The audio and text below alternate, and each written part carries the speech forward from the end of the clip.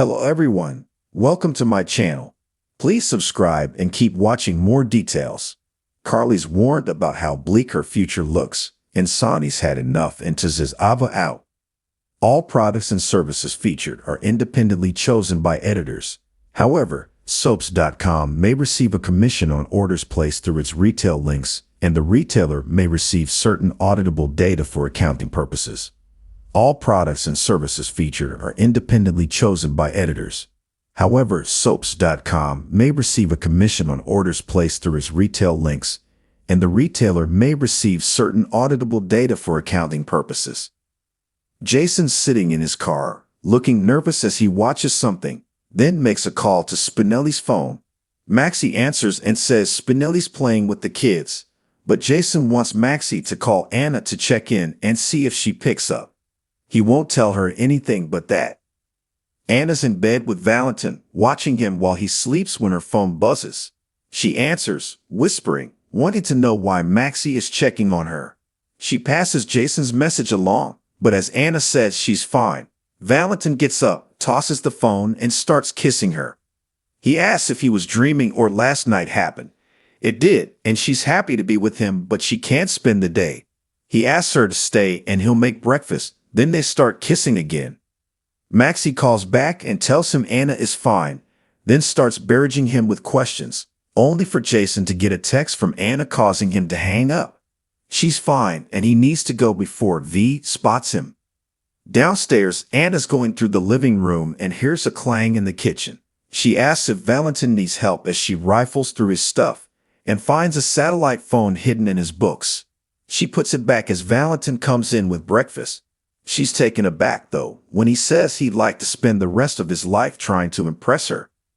She wants to and loves him, but their lives don't fit. It's impossible for her to imagine a life together after what she did for Charlotte. Impossible in Port Charles, but maybe not elsewhere, he responds. He could have left at any time, but he didn't because of her. He can't give up on them getting back together. He asks her to at least consider the possibility. She will, but she has to go. He walks her out and promises to talk tomorrow, kissing her goodbye. She composes herself outside and leaves as Valentin watches from the window. Brennan joins Carly in the visitor room. I needed to see you, she says. She needs his expertise working for the WSB, but doesn't know if she can trust him. You can't. He clarifies she's the only one she can trust. Think carefully about who she confides in. With that said, the only thing he stands to gain if she confides in him is a return visitor. She tells him about the FBI's evidence against her and how it was used against Jason. You've gotten yourself into quite a situation here, haven't you? He tells her the FBI will never honor their agreement with Jason. Finn, meanwhile, leaves a message on Chase's phone telling him not to do this. Violet needs him and he needs her. He hangs up and there's a knock at the door. It's Diane. She hands him copies of the emergency court order granting Chase custody of Violet and a restraining order barring him from coming near Violet. He flips out and she tells him they couldn't have gotten the emergency custody order without good reason. Finn asks if she thought about the damage she's doing to a 9-year-old ripped away from her father. Diane passes along a message that Violet is doing great and having fun, and when she tells Finn his daughter is waiting to break her breath holding Rickard until he can watch her, he breaks down. You can't take my little girl from me. She leaves after warning him getting arrested in front of his daughter will make things worse. Finn pulls it together, picks up the phone as soon as she's gone, and calls Scott. When he gets over, Finn lays it all out, asking for help. Scotty asks what happened with Tracy and Violet, but Finn insists the papers exaggerate what happened with his bad night. Scott looks uncomfortable as Finn rants about the Quartermaines lying to Violet, Brooke, Lynn, and Chase always looking to steal his daughter. He says Finn needs someone from NA or the hospital to go to bat for him, but Finn admits he quit his job. They can sue the hospital for defamation. Scott can keep all the money they make. Finn just wants Violet back. He rants some more, asking why Scott isn't taking notes. I would if I was taking the case, but I'm not. It's not just the documents. Chase is doing what he has to do, not what he wants to do. You have been barred from seeing your daughter, Scott shouts as Finn goes off again. You can't fix this until you fix yourself. Back at his place, Sonny comes home and Ava notes dinner must have gone well. She didn't see him last night. He tells her to get used to it because you're going to be seeing a lot less of me from now on. She's moving out. Ava wants to know where this is coming from. She offered to leave a few months ago, and he said no. She took it to mean she could stay as long as she wanted. Sure, he says, but things change. We're over, and that's it. That's all you need to know. She says she'll be out when she finds a place, but he says no, she'll be out now. And Avery will stay with him until she finds a place.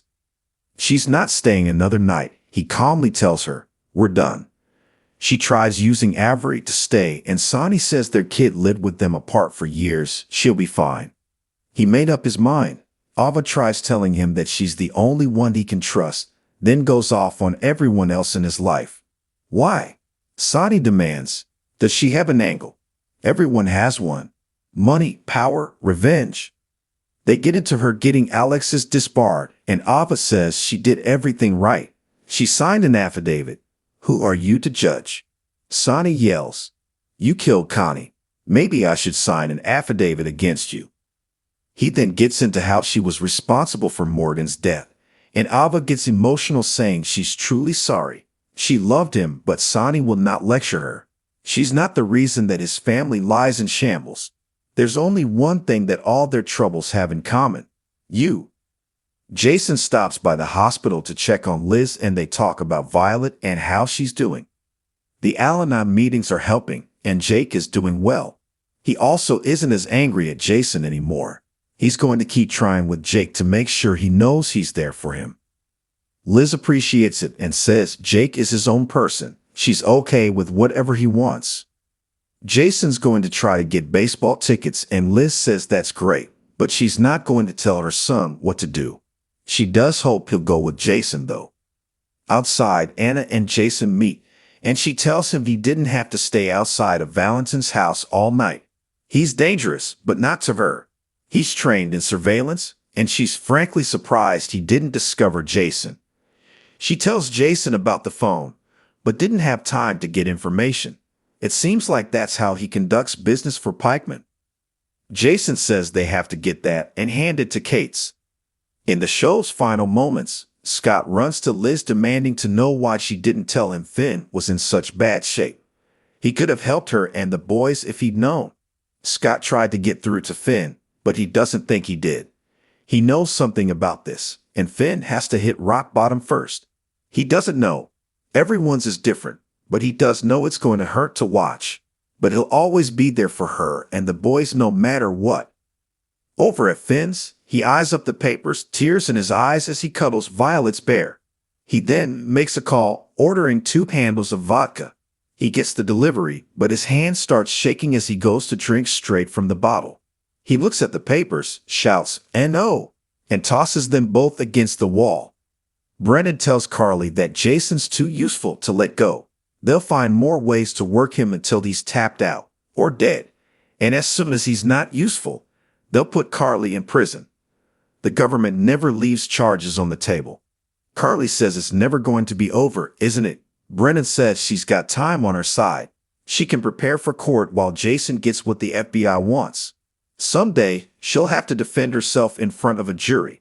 She thanks him for his advice and leaves. Jason asks if Anna can get back into Valentin's house. Yes, but she can't help but feel like she's betraying him. But the job is the job. They can't allow Valentin to get away with his crimes. Val, meanwhile, is on the phone, organizing a shipment, telling someone that Sonny won't be a problem. He's coming apart at the seams. All he needs is one last shove. Ava leaves with her packed things, but as she vows to be back, Sonny slams the door in her face. On the next General Hospital, Carly cries to Spinelli that she has to fix this. She has to make it right. Molly cries in Che's arms and says, "We were wrong to trust my sister." Christina asked Ava, "Do you want to do the honors, or shall I?" Kate says, "I'll definitely drink to that." Violet asks Brooklyn, "What if he thinks I don't love him anymore?" Chase calls someone for help.